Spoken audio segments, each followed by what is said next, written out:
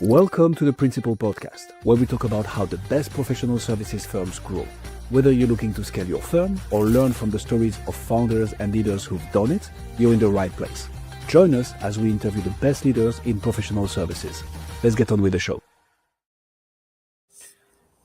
Danny, welcome to the Principal Podcast. Happy to have you. Thank you. It's good to be on here too. Let's jump straight into it. What's the story, Danny? What led you to build Nexus FrontierTech and focus your career on enterprise AI? Perhaps I'll begin with how I started to be in my career. Sure. I'm a serial entrepreneur. I started as a mechanical engineer, but the industry I was in, pulp and paper industry, was going downstream in the early 2000s. Obviously, nobody wants to cut down the trees anymore. So I became an academic and founded an education technology company, which was then sold to a large corporations. And obviously, that led me into an education industry, research. And in the early 2010, deep learning from Professor Geoff Hinz, from Google and DeepMind just inspired a lot of researchers to start to look into natural language processing, image recognition.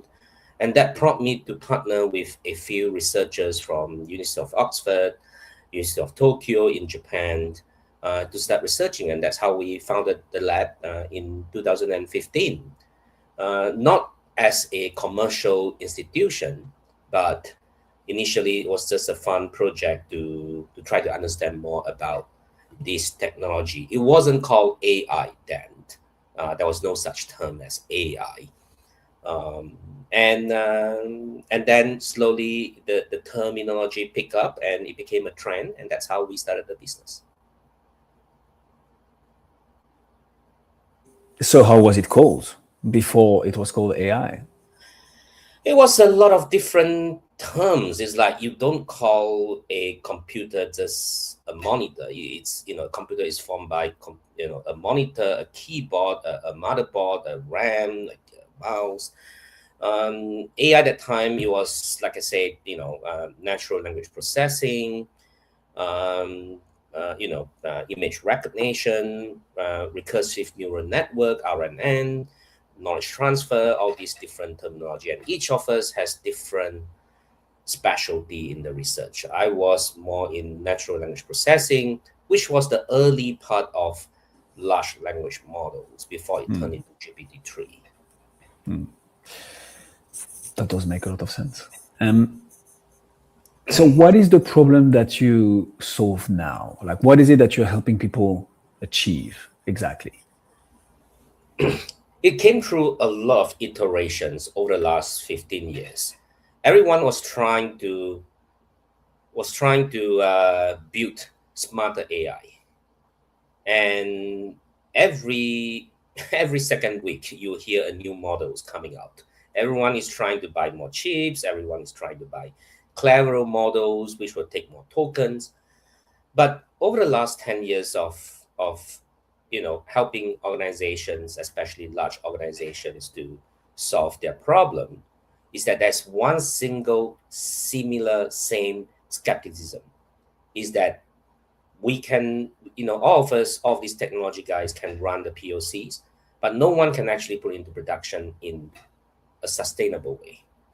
Which means what I'm trying to prove right now is no longer from the source of the technology, which is how clever the AI is.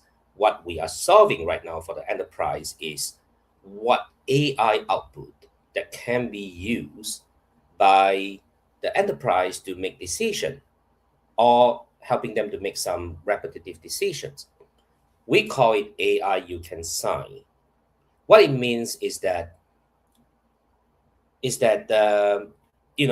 any AI output, anybody can produce an AI output. And the cost of getting information or new information is getting cheaper and cheaper. But the cost of verification, the cost of validation that allows human to be able to actually use it is getting more and more expensive. It's like you suddenly have a lot of monitors, but you can't decide how to use it. So what AI you can sign means is that it's not just using AI to train AI or AI to gut AI. In every AI output, we have a real name professional who has a long CV of history doing that job to put a signature to check the output and put a signature that somebody can use it.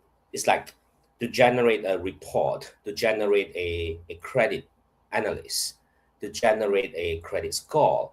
You need a human, a named human that is willing to put down his or her signature to say, right, this is done by me.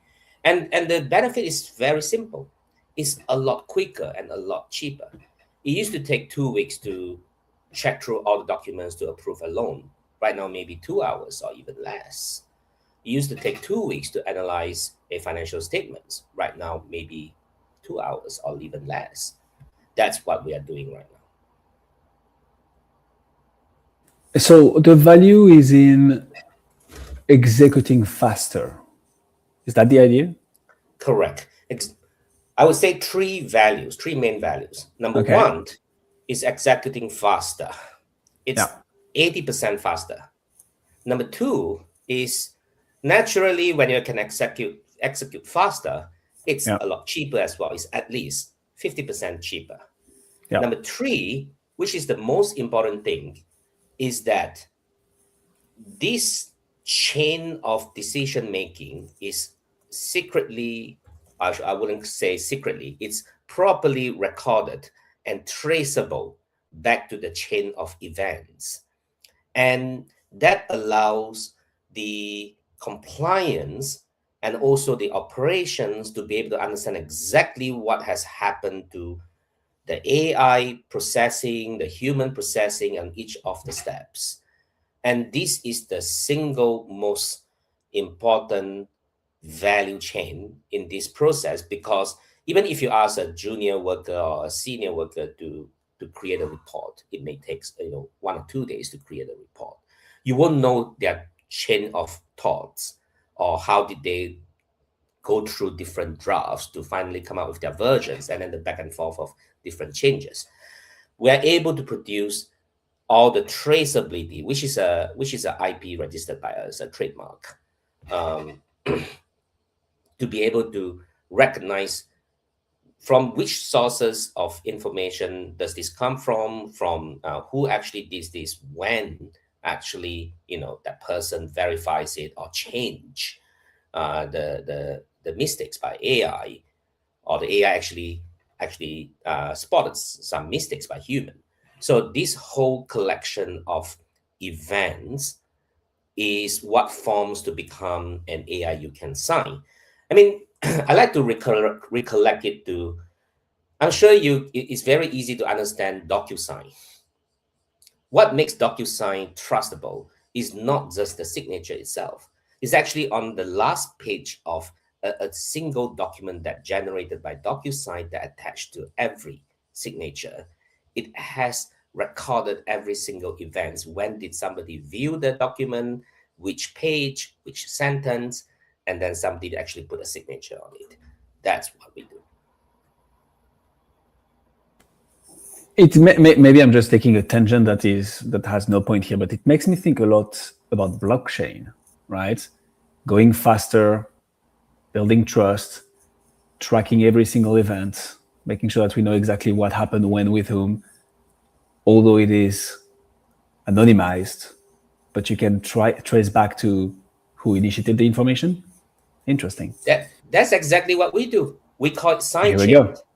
And I mean, again, technology is not about just the terminology or hypes, like whether it's blockchain or AI. It's the true value that you can bring to the customers. Yeah. Whether we use AI, AI and blockchain, it combines together. We know you use the best part of it. It's uneditable. Every event is recorded. And there you go. The client wants to see this. The regulators wants to see this. The customers wants to see this.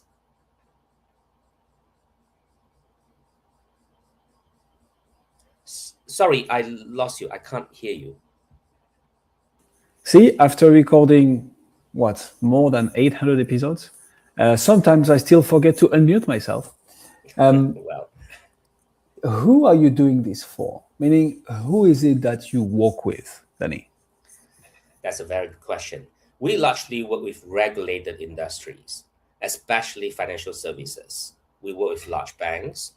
I'm not going to name it here, but the top 10 largest banks in the world. We work with capital markets, wealth management industries, asset managers, um, because these regulated industry are the one that process huge amount of information every day, and they rely on huge amount of human labor to analyze, to make decision. And most important thing is it's not the decision making. I mean, you can very easy to decide to buy or sell a transaction, but it's the afterwards. It's the afterwards. After you buy or sell a transactions, a share, you still need to actually pay the money, receive the money, prepare a contract, transfer the shares, record it now in the ledger, report it to the regulators. All these is what people don't see in their daily transactions, but that there are actually a huge amount of human labor sitting behind this financial services market to prepare this. And there are loads of error that nobody has ever detected. One of the best use case that we have done so far, and we are the first one to launch this on the market, and it sounds so simple, but nobody actually ever think about it. We are helping the wealth management industry in the States to actually we launch a product called VAL, stands for validation. What it does is that we basically help the wealth managers to check through all the customers investment statements. It's like you will receive your quarterly statements to check what is your investment stakes. How much have you invested, how much have you made, what's the balance and everything. And it could be in stocks, in bonds, in investment funds, ETF, and then different things. Nobody actually knows that there are actually a lot of errors in it. Because the volume is so much, the average industry error that nobody has ever talked about is actually at 3 to 4%. And you can imagine your investment holdings suddenly is 1 0 less, or something wrong, or the name is wrong.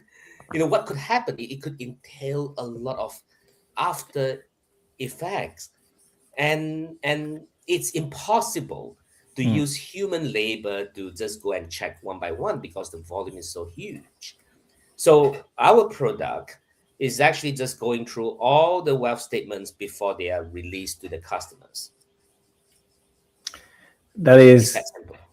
that is so interesting because we're talking about wealth management, probably people trying to get a return on investment on it, right? If we just take, and obviously you want to aim for better, but if we take the classic S&P 500, right, plus 11% growth year on year for the last 30 years. Well, if you have a 5% margin of error, it could be half your yearly yield that just goes to the door. So Yes. that is a very interesting use case. Surprisingly, many people don't check their statement. Yeah, I could vouch for that. Very interesting. How do you to get to the meat and the potato of this whole thing, Danny? I love it. Sounds great. You're targeting enterprise as well, right? So how, with such a new product, using one might call new technology, although you've been in the space for much longer than that. But how do you market? How do you brand? How do you get people interested? I'm not talking about sales just yet, but how do you get people interested and potentially committed to like getting into a call with you and discussing these options? Because it sounds like a lot of effort and sounds like a stretch. So how do you make it work?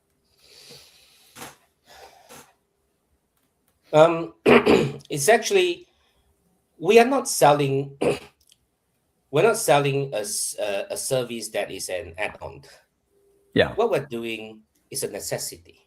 It's a necessity that a lot of the time people just don't remember Yeah. anymore. Take Val, for example. It is a necessity.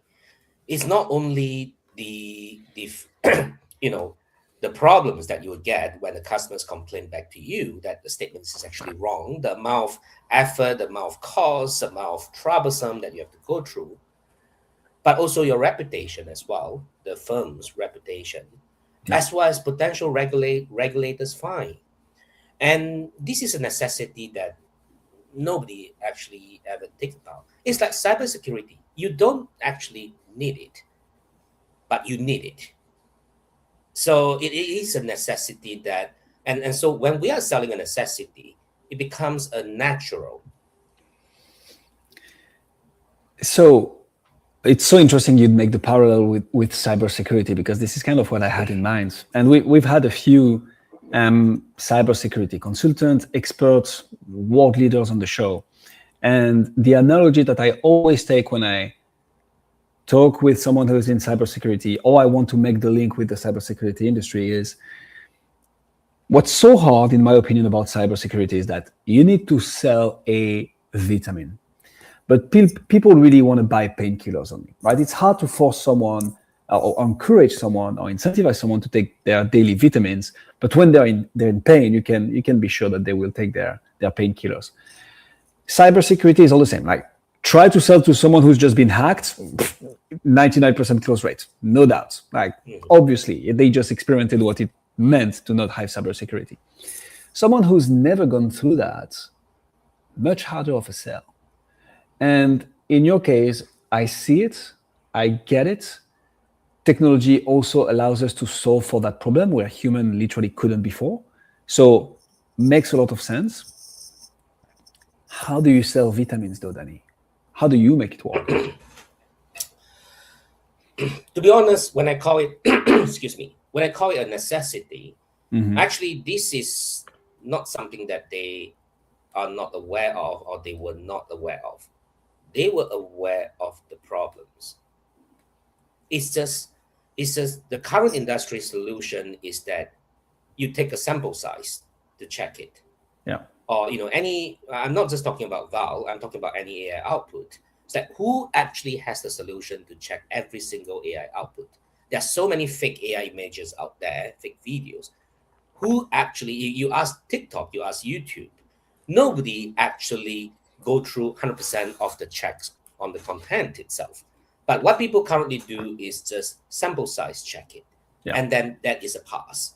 So when you use the analogy of vitamins, is that everyone knows that they need vitamins. They have some problems. It's just the industry norm at the moment is just I just need a normal vitamin C. But what we are providing is like there is a booster. That's a C plus plus. Do you want this booster that can actually show you the real result that has the proof? That is basically how we sell it. So I like it. Sounds like the positioning and the messaging. What marketing channels do you use though to actually get into conversations with people? Because the positioning makes sense, the messaging makes sense, but you still need a way to talk to. So actually, who are the people that you want to talk to? Are those going to be the CTOs, the CFOs? Who is it? Yes, they are usually the like the COO, the Makes CRO, sense. Chief Compliance Officer, Chief Risk Officer. And currently, it's not through like general marketing channels, because there's just too many voices out there that everyone is a safe AI, but no one can actually prove it that, right, is it really safe? There are too many noises out there. So our sales channel is usually B2B. That means through trusted referrals, through clients, somebody's that have done this. We have been in this business for a lot longer than a lot of the startups that we've been in the business for more than 10 years now. I've seen so many peers of mine have gone out of business in the last few rounds of AI downturn. And so our clients are usually stays with us for a very long time, 5, 6 years, 7, 8 years. So they are our best referral partners to say, right, we've used Nexus for this and that, the use cases, the number of years, the trust. That's basically how we approach. It's not that we don't want to use marketing. I mean, fundamentally, we are a group of technologies. So we are not really a marketer or we and the most important thing is that it's difficult to create a huge general public differentiation where everything is AI.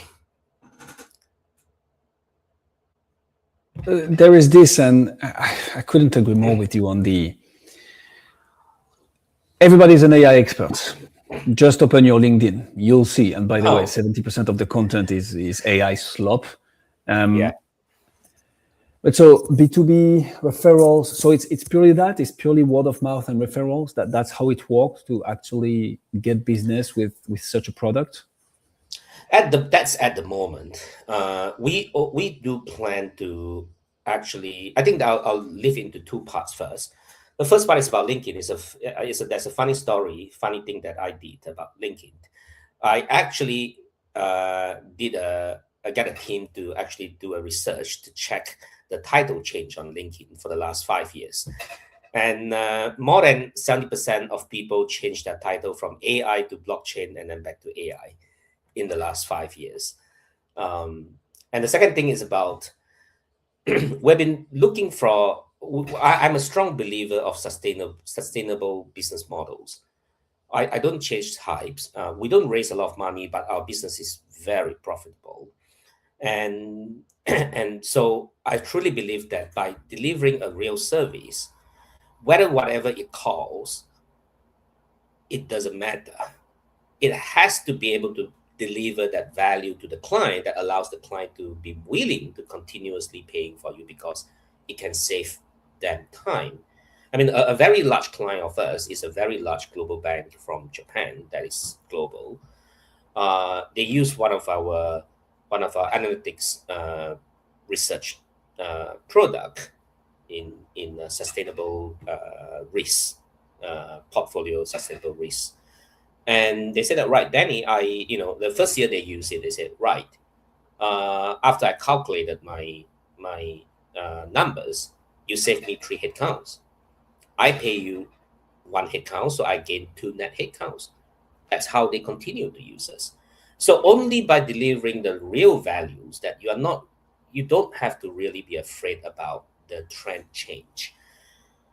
And that leads to my last point is that I see many of the AI companies today providing the exact same value proposition, exact same tech differentiation on their website. It's going to explode very soon. That when nobody can differentiate themselves, when everyone is providing the same service, and when everyone is only making money on POC or project base, then it's going to explode. It's going to cleanse itself. Yeah. That does make a lot of sense. And I think this is a theme that comes back on pretty much every single episode I record, is we live in a trust recession world, which doesn't mean you cannot get business, contrary to what certain people want to believe. It just means that you need to put more effort into building trust with the people you want to potentially do business with. And it's not easy. It takes time and it takes proof.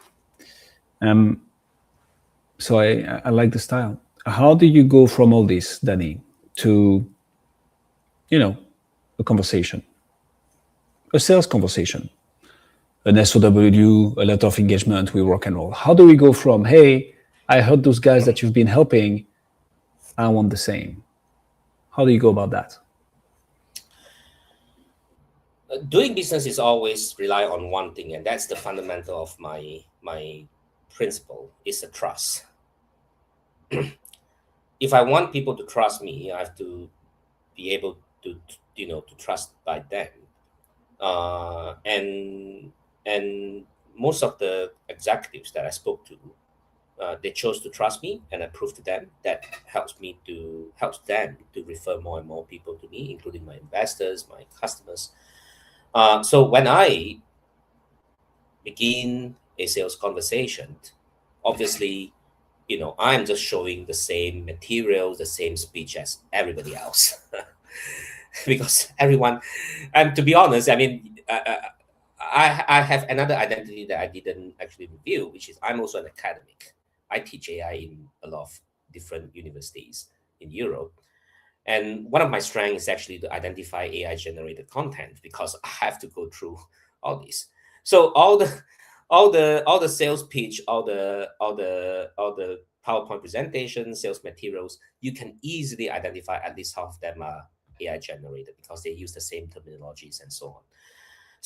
So I go in with a demo. I said, right, this is exactly what you think. I don't use my own language, because it's the same with everybody else.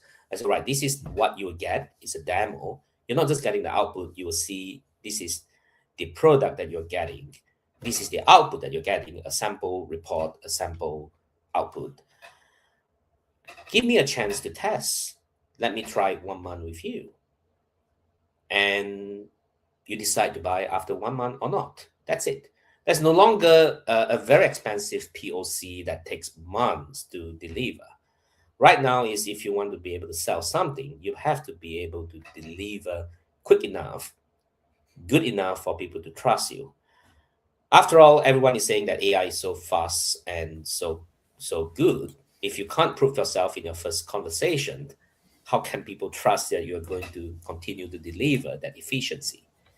And if you can prove that, a lot of people cannot prove that. If you can prove the fast delivery, the accuracy of the deliverables, then we sign the SOW, we sign the contracts, and then we continue to deliver as it goes.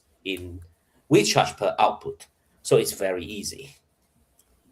You want to buy more from us, you pay more. So this first month, and you don't have to share if you don't want, but that's such a good offer, right? Who would say no to this? Do you charge the first month, or do you do it for free? We do. No, Okay. we do charge the first month. Okay. We also want to start off a lot of conversations. You see, in the AI sales industry, it's just so easy to knock on the door and have the first conversation. Yeah. But 99% of them don't go into the second conversation. So we also don't have that capacity to offer free POCs to everybody.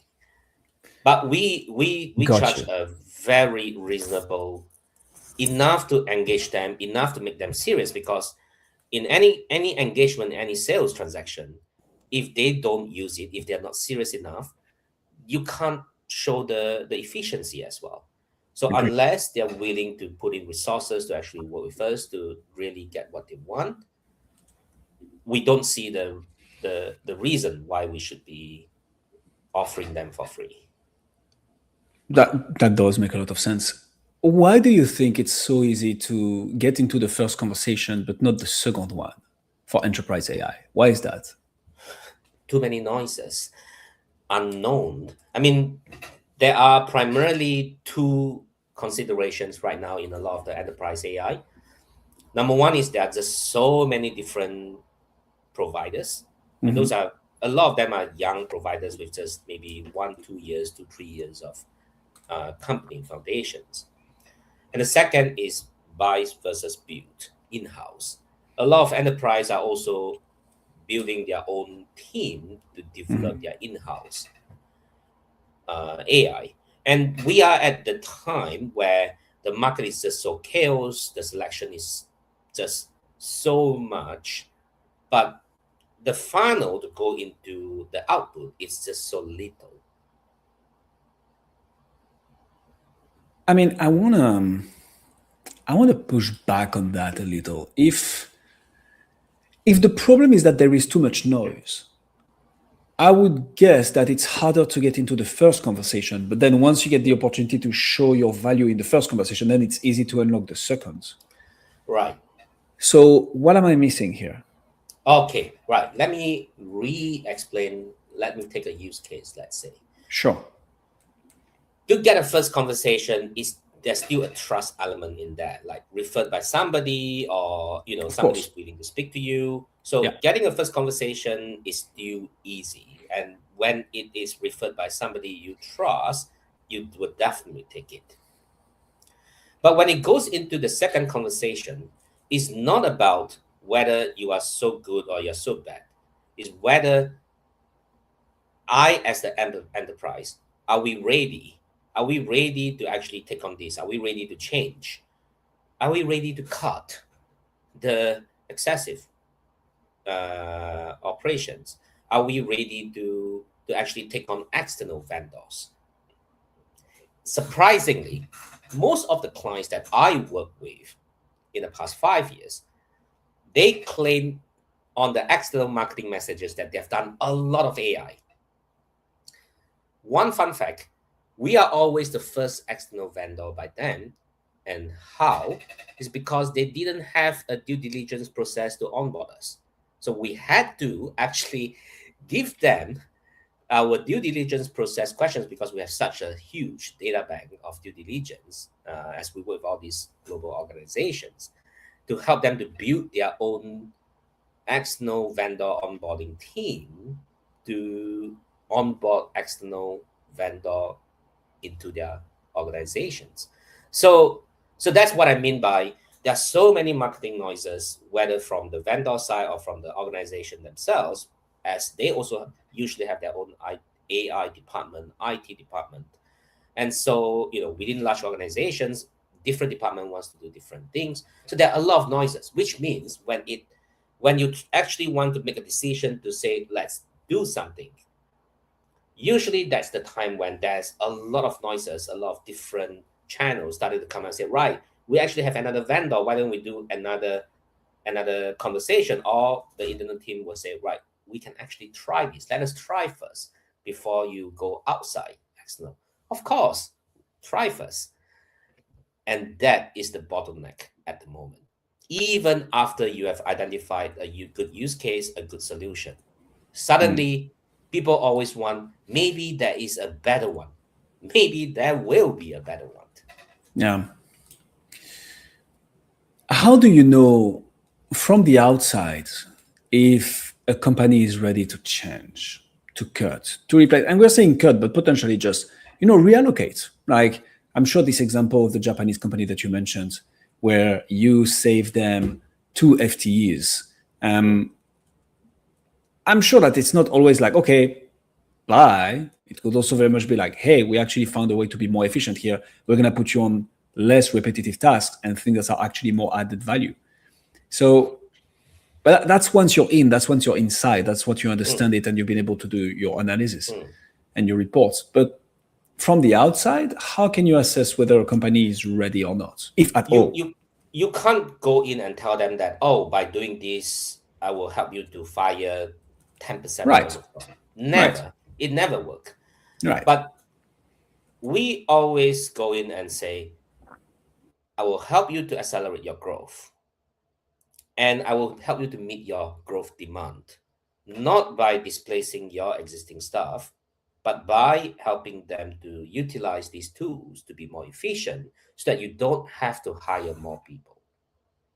And in the use case that I mentioned about Japanese banks just now, it's exactly the same thing. They didn't fire anyone. They just didn't hire more people. No, it makes a lot of sense. And I feel that kind of answers the retention question as well, right? Once you're in, once you've proven the value, then I'm sure, because we're talking enterprise, right? There is this other business unit, this other, department, this other that you can just replicate and replicate and replicate. Plus, it's pay per use. So, sorry, go ahead. Exactly. Land and expand.